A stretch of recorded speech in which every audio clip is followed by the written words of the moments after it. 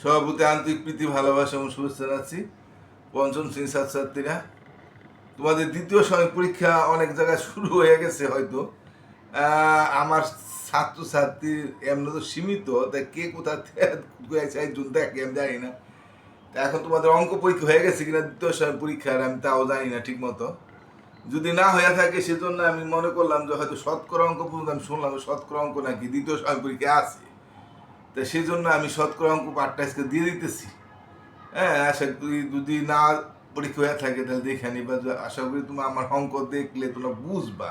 তারপরও কে জানি না, আমি তো বলছি যে আমার কাছে পুরো আজ পর্যন্ত কেউ দুর্বল থাকে নাই। তারপরে আমার পাটা তো বুঝে না নাকি এজন্য কেউ দেখে না, এত কম দেখে কেন, অথবা থাম্বেলের কারণে দেখে না নাকি।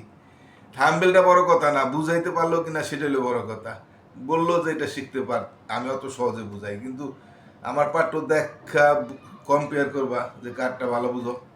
তো ঠিক আছে, আজকের মতো পাঠ শুরু করি। তো যাই হোক, আমি তোমাদেরকে সম্ভবত আমি এই জ্যামিতিগুলা তোমাদের বা যারা জ্যামিতি যদি কেউ দেখতে চাও, তোমাদের আমি বলছিলাম যে জ্যামিতিগুলো আমি তো দিয়া দিছি পাঠ। গত পরীক্ষায় আমি দিয়া দিছিলাম বাড়তি জ্যামিতি পাঠ। এখন তোমাদের যদি মনে করো যে আমার জ্যামিতির পাঠটা দেখতে চাও, আমরা তো জানো যে তোমাদের আমার এটা কিভাবে আনতে হয়, তাই না? এই যে এই পাঠ এগুলি আমি করাই দিছিলাম। এটি হয়তো এই পরীক্ষা আছে, আমার মনে হয় গত পরীক্ষা এটা ছিল না এগুলি। তা আমার আবারও তোমাদের বলি, আমার চ্যানেলটা যারা সাবস্ক্রাইব করছো তাদের তো জানোই কীভাবে চ্যানেলটা পাইয়া যাও। আর তোমাদেরকে যারা না পাও, নতুন করে চ্যানেল আনতে চাও, তা আমার চ্যানেল নাম সবাই জানো, প্রাইমারি এডুকেশন রঞ্জন। তাই ওখানে প্রাইমারি আর ইডিইউ অথবা একটা সি দিলে নিচে প্রাইমারি এডুকেশন অফ রঞ্জন পাওয়া যায়।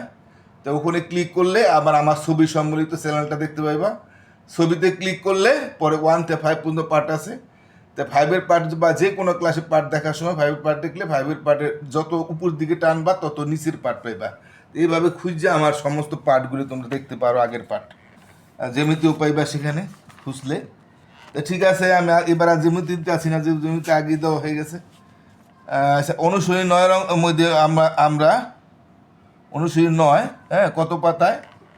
এটা হলো 99 পাতা। তাই 99 পাতায় আমরা শতকরা অঙ্কগুলি পাই। আমি একটা গত পাঠে আমি একটা তোমাদের এই শতকরা অঙ্কটা করাইছিলাম। এই যে 95 পাতায় সুখীপুর গ্রামে মোট জনসংখ্যা, এটা গত পাঠে দিয়ে দিছি। আজকে আমরা অনুশীলনী প্রশ্ন অঙ্কের মধ্যে দেখি আমরা। এটা দেখি 2 নম্বরটা কি আছে। রবিবার কোনো বিদ্যালয়ে 80 জন শিক্ষার্থীর 30 এটা কি শতকরা চিহ্ন তোমরা জানো। তো এটা হইলে 100 জনের মধ্যে 30 জন অনুপস্থিত আর কি। যদি 40 থাকতো তো 100 জনের মধ্যে 40 জন, এটা হলো শতকরা চিহ্ন। এটা দাগ দিয়ে দুটা পুটুলি দেওয়া, এটা হলো শতকরা চিহ্ন। তো 100 জনের মধ্যে যদি 30 জন এখানে অনুপস্থিত, যদি 40 থাকতো 40 জন, যদি 50 থাকতো 50 জন, যদি 70 থাকতো 70 অনুপস্থিত থাকতো, তাহলে এখানে 30 জন অনুপস্থিত। ওই দিন উপস্থিত শিক্ষার্থীর সংখ্যা, এখানে কিন্তু অনুপস্থিতির কথা বলছে, কিন্তু উপস্থিত শিক্ষার্থীর সংখ্যা চাইছে, উপস্থিত শিক্ষার্থীর সংখ্যা। তা আমরা অনুপস্থিত শিক্ষার্থীর সংখ্যাটা বাই করে পরে বিয়োগ করলেই আমরা উপস্থিত শিক্ষার্থীর সংখ্যা শতকরা উপস্থিত শিক্ষার্থীর সংখ্যা পেয়ে যাই। আমরা দুইভাবেই করতে পারি। আচ্ছা, আমরা এই কটা প্রথমে তাহলে আমরা অনুপস্থিত যেভাবে সেভাবে অনুপস্থিত সংখ্যায় বাই করি। শতকরা মানে 100 জনের মধ্যে 30 জন অনুপস্থিত, তাই না?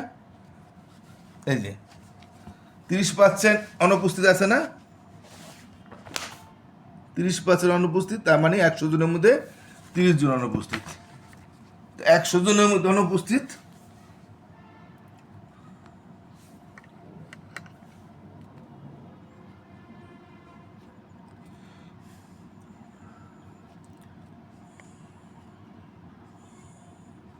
30 জন, 100 জনের অনুপস্থিত হলো 30 জন। তো সুতরাং একজনের মধ্যে অনুপস্থিত, এটা এই শতকরা অঙ্কটি ঐকিক নিয়মে করতে হয়, এটাকে বলে ঐকিক নিয়ম।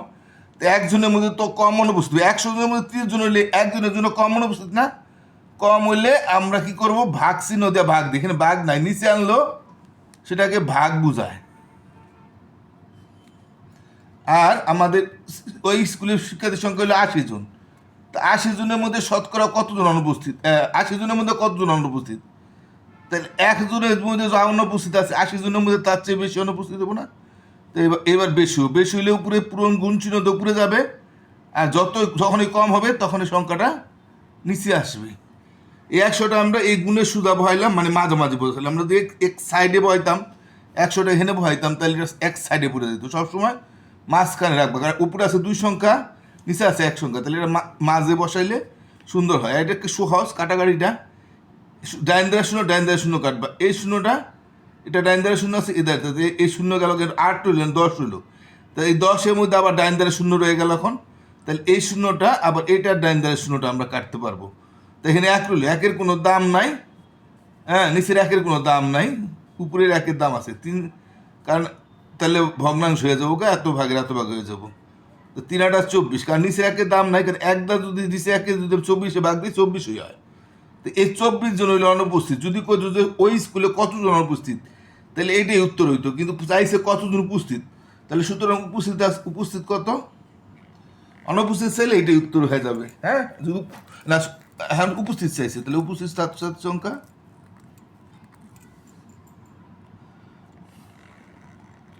বা উপস্থিত শিক্ষার্থীর সংখ্যা লিখলেই হবে।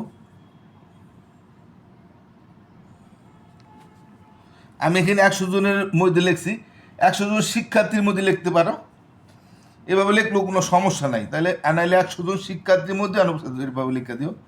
তো উপস্থিত শিক্ষার্থীর সংখ্যা মোট 80 জন, 80 জনের 30 জন অনুপস্থিত ছিল, তাহলে এই বাকি উপস্থিত ছিল 50 জন, কারণ উপস্থিত চাইছে, এই জন্য আমার এটাকে বিয়োগ করে বাদ দিতে হবে, যে অনুপস্থিত 30 জন, তাহলে উপস্থিত আছে 50 জন। তো ঠিক আছে, আমরা আইবার 3 নম্বরে দেখি কি আছে। 3 নম্বর অঙ্কটা 2টা অঙ্ক। হ্যাঁ, 3 নম্বর অঙ্কটা একটু কঠিন, এই অঙ্কটা আমার মনে হয় না এই পরীক্ষায় আসবে। বৃত্তিভূত, আর যেহেতু আমাদের এখন সৃজনশীল অঙ্ক নাই, তো এই অঙ্কটা করতে গেলে আমার সময় চলে যাবে। আমি এটা না করে আমি আজকাল অন্য গুরুত্বপূর্ণ 2টা অঙ্ক করে দিই, এরপরে পার্ট সময় পাইলে হয়তো ওই পার্ট দিব না। এখন আমাদের এখানে আমি তোমাদের যেটা আসতে পারে পরীক্ষায়, এরকম 2টা অঙ্ক করে দিই। এটা হলো 7 আর 8, এই 2টার মধ্যে একটা আসতে পারে। এখানে বলছে একটি দোকানে 1800 টাকার পণ্য, মানে 1800 টাকা, আর আমরা কী করে বললে 1800 টাকার পণ্য, আমরা 1800 সাধারণত বলি না, বলার নিয়ম নাই অঙ্কের মধ্যে, আমরা এমনি 1800 বলি ঠিকই, কিন্তু অঙ্কের ক্ষেত্রে 1800 বলতে হবে। 1800 টাকার পণ্য শতকরা 20 টাকা কমে বিক্রয় করা হলো, মানে 100 টাকা দ্রব্যে 20 টাকা ক্ষতিতে সে বিক্রি করে। 100 টাকা 20 টাকা, মানে 100 টাকার দ্রব্য সে 80 টাকায় বেচছে। এটা কেমনে আমি বাই করতেছি, কারণ এত কমে বিক্রি করছে, তার মানে 100 টাকা পণ্য 80 টাকা বিক্রি করছে। এখন পণ্যটি বিক্রয় মূল্য কত ছিল, তাহলে পণ্যটা কত টাকা বেচলো, যেহেতু কিনছে 1800 টাকা, হ্যাঁ, ক্রয় মূল্য হলো 1800 টাকা, কিন্তু এখন 20 টাকা কমে বেচছে, তাহলে কত টাকা বেচছে জিনিসটা, বিক্রয় মূল্য কত হয়েছে। তো এই ক্ষেত্রে যেটা চাইবো সেটা আমরা ঐকিক নিয়মের মতোই করবো, যেটা চাইবো সেটা পরে লিখতে হবে আমাদের। তাহলে এখন আমাদের 100 টাকা এত পার্সেন্ট কমে, হ্যাঁ, মানে 100 টাকায়, এটা হলো শতকরা চিহ্ন, তোমরা বলছি এটা হলো শতকরা চিহ্ন। তো 100 এত টাকা কমে বিক্রয় মূল্য কত, তো ক্রয় মূল্য সবসময় 100 টাকা। অথবা লিখতে পারো ক্রয় মূল্য 100 টাকা হলে বিক্রয় মূল্য এত, এটা লেখার দরকার নেই, এত পার্সেন্ট কমে বিক্রয় মূল্য, আমরা এটা এখানে থেকেই পেয়ে যাই, তো এটা এখানে বিয়োগ করলে এভাবে লিখলেই হবে। আর নাহলে লিখতে পারো 100 টাকা ক্রয় মূল্য হলে বিক্রয় মূল্য কত, তাহলে 80 টাকা। এত পার্সেন্ট কমে মানে 100 টাকায় 80 টাকা কমে, 20 টাকা কমে, তাহলে 80 টাকায় বেচছে, তাহলে 80 টাকায় বেচলে তার 20 টাকা লস হইব আর কি। তা 80 টাকা হইলো কী বাই করলাম আমরা, বিক্রয় মূল্যটা বাই করলাম, কিন্তু এখানে কি চাইছে, হ্যাঁ এখানেও বিক্রয় মূল্য চাইছে, যেটা চাইবো সেটা আমার পরে লিখতে হবে। তাহলে আমার 100 টাকা, সবসময় ক্রয় মূল্য 100 টাকাই থাকে, ক্রয় মূল্য বেশ কমায় না, ক্রয় মূল্য সবসময় 100 টাকা। 100 টাকা ক্রয় মূল্য হলে সবসময় ক্রয় মূল্য শতকরার থেকে বাই করে, মানে ক্রয় মূল্যটা এখন বেশ কম হওয়ার সুযোগ নাই, কারণ ক্রয় মূল্য থেকেই বিক্রয় মূল্যটা হয়, আর শতকরা ক্রয় মূল্য করলে 100 টাকা ক্রয় মূল্য থাকে, এই জন্য ক্রয় মূল্য কখনো 100 কম বেশি হয় না। তো 100 টাকা ক্রয় মূল্য হলে বিক্রয় মূল্য কত, বিক্রয় করছে কত, 80 টাকা। এই যে যেটা বিক্রয় মূল্য চাইছে, এই যে বিক্রয় মূল্য কত, বইয়ের মধ্যে চাইছে না যে বিক্রয় মূল্য কত, তাইলে আমরা বিক্রয় মূল্যটা লিখলাম। যেটা সে ডাইন দিয়ে লিখলে অঙ্ক হয়ে যাবে, ঠিক আছে এখান থেকে। তাহলে সুতরাং 1 টাকা ক্রয় মূল্য হলে বিক্রয় মূল্য কি কম না? 1 টাকা কম, কম হলে সবসময় এটা নিচে আসবে। আর সুতরাং এখন ক্রয় করছিল হলো 1800 টাকা দিয়া। 1800 টাকা ক্রয় মূল্য হলে বিক্রয় মূল্য অবশ্যই বেশি হবে। তাহলে আমার এটা উপরে যাবে, বেশি হইলে উপরে, কম হইলে নিচে। আর কাটাকাটিগুলি একবারে সহজ, যেহেতু শতকরা অঙ্ক তো 0 0 কাটলে হয়ে যায়। এই 0 কাটলাম, এই 0 কাটলাম, আবার এই 0টা কাটতে পারতাম, দরকার নাই, দুটোটা এক দাগ থেকে এটা দিলাম, তাহলে সুবিধা হবে। এখন 18 80 দাগ গুণ, 18 80 দাগ গুণ করার দরকার নাই, 8 দাগ গুণ করে একটা 0 দিলেই আমাদের 0 গুণ হয়ে যায়। 8 দাগ যদি আমরা 18 গুণ করি, 8 আর 64 4 হাতে হইল 6, 8 আর 6 কত 14, 8 কে 8 4 8 6 14 হয় না? তাহলে 8 তাহলে আমরা 8 8 64 4 হলো 6, 8 কে 8 14, আর এই 0 দিয়ে দিলেই হয়ে যায়। আর 0 গুণে সংখ্যাটা গুণ করে যতটা 0 ততটা 0 দিয়ে দিলেন, একটা 0 একটা 0 দিয়ে। তাহলে এই 1440 টাকায় বেচলো, যেহেতু তার 1800 টাকায় কিনছিল, মানে 1800 টাকায় কিনা 1440 টাকায় কিনছে বিক্রি করছে, তাতে তার শতকরা 20 টাকা ক্ষতি হয়েছে। যেহেতু ক্ষতি হয়েছে সেহেতু সে কম টাকায় বেচছে 90,000, তাহলে আমরা 1440, উত্তর 1440 টাকা। ঠিক আছে, আমি 8 অঙ্কটা করি। 8 অঙ্কটা কী চাইছে দেখো, একজন বিক্রেতা কৃষকের কাছ থেকে 1 জুড়ি সবজি কিনে শতকরা 40 লাভে এটা লাভ করে বেচছে। 100 টাকায় সে 40 টাকা লাভ করছে।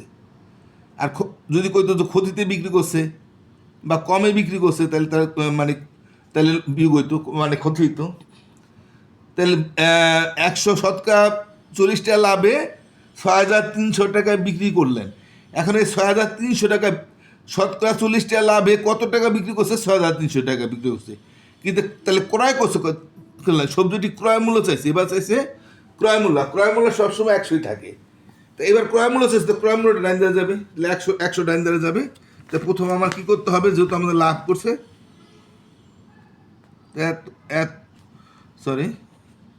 কত লাভ করছে? 60%। এত লাভে বিক্রয় মূল্য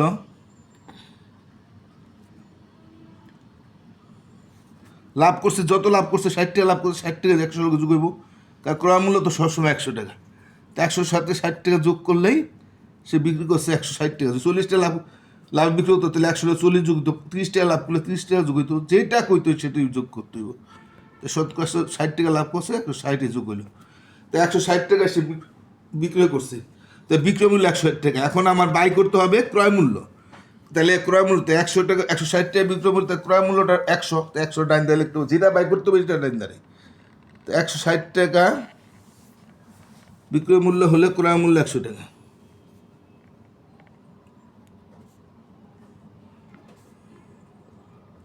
ক্রয় মূল্য সবসময় 100ই থাকে।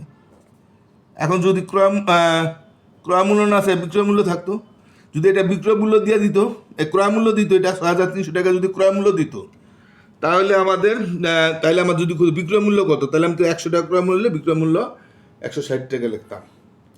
যেহেতু এখানে কী দিয়া দিছে, বিক্রয় মূল্য দিছে, এই দেখো বিক্রয় মূল্যের সাথে বিক্রয় মূল্য বনবে, যেটা দিয়া দিব সেটা বাহাদারে থাকবে।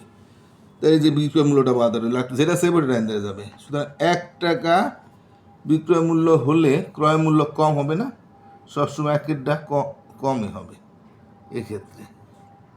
আর দিনের কিছু কিছু নিয়মে আছে, একে বেশি আসলে দিনের ক্ষেত্রে, সেটা পরে বুঝতে পারবো বিক্রয় মূল্য যখন অঙ্ক করাম। তাহলে এখন 160 টাকা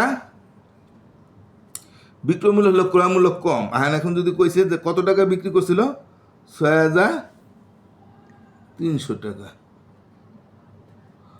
6300 বিক্রয় মূল্য হলে ক্রয় করছিল কত টাকা দিয়া?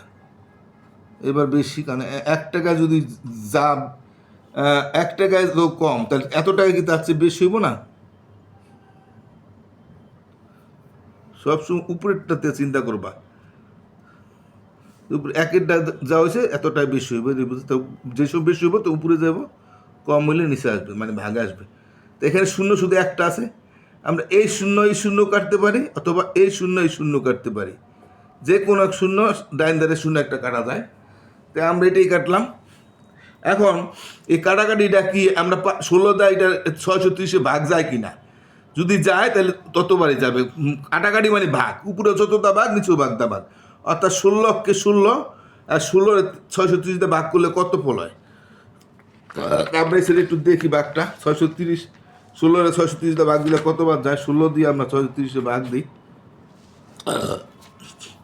3 16 আছে 4 16 64, বেশি হয়ে যাবো। 3 16 48, না পারো আমরা 16 3টা গুণ করলে পাই 308 348।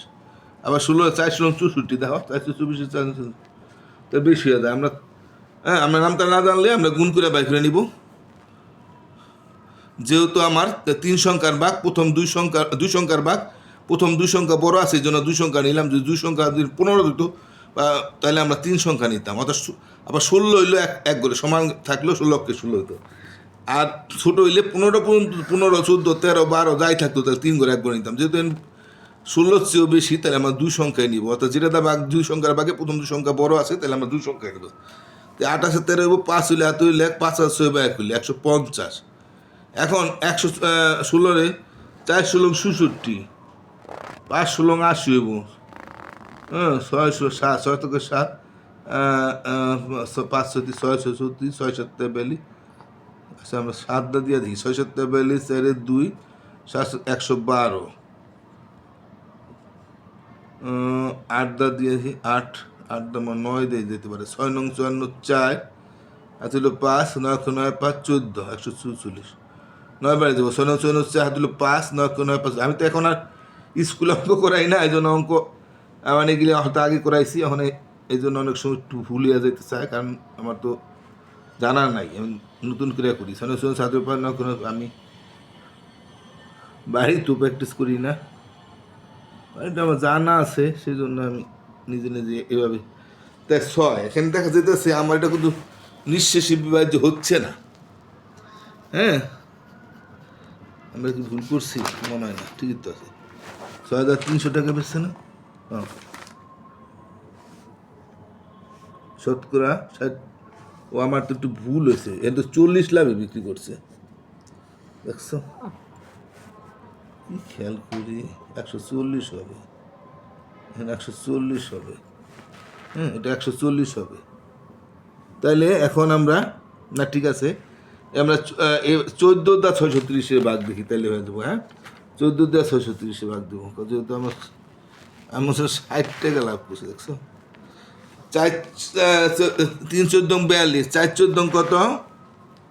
4 4 56, তাহলে 4 বারে যাবো।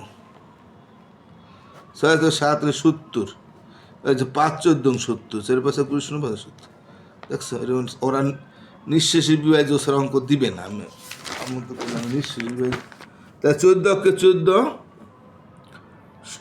কতবার গেল? 70 বার, তাই না?